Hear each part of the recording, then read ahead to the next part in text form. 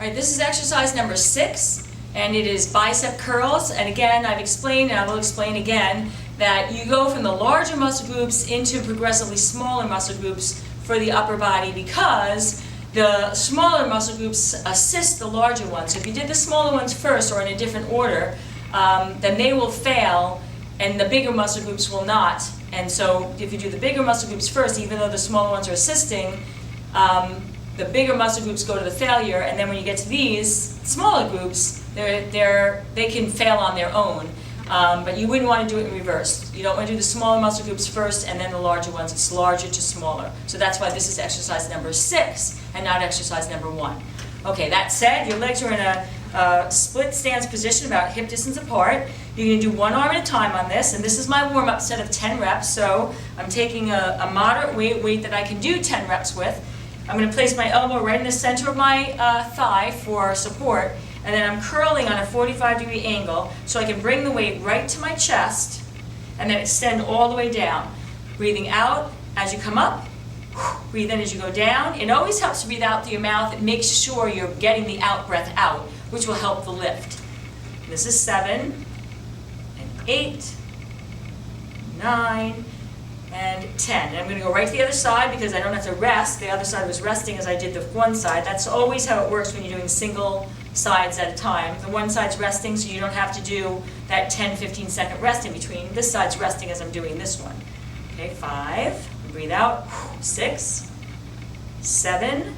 And the thing that most people do wrong on this is they only go part way down. Okay? You want to make sure you do it full, all the way straight, and 9, all the way straight, and 10.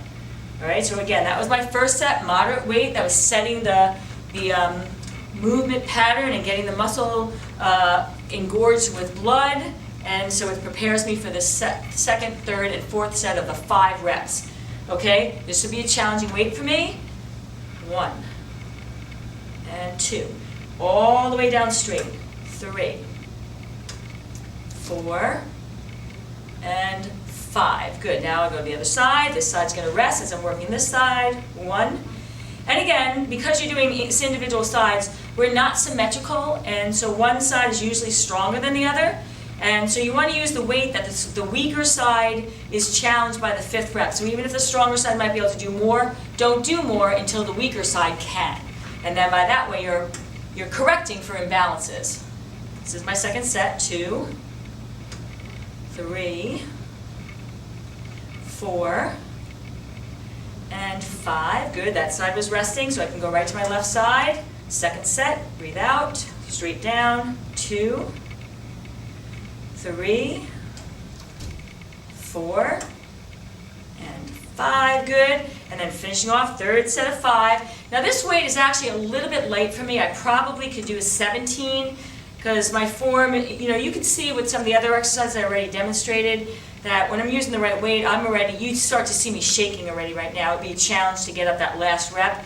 So this one's slightly light for me. I can feel this, absolutely, and it's, it's starting to get questionable, but like I said, if you're watching me execute, this one might look a little lighter than some of the other ones I did, and that's because this should probably be a little bit heavier for me at this point. Okay, this is 4, but you can see I'm working here. I have to work to get that 5th one up. Okay, so I'm in the range that I need to be. And that's the bicep curl called the concentration curl.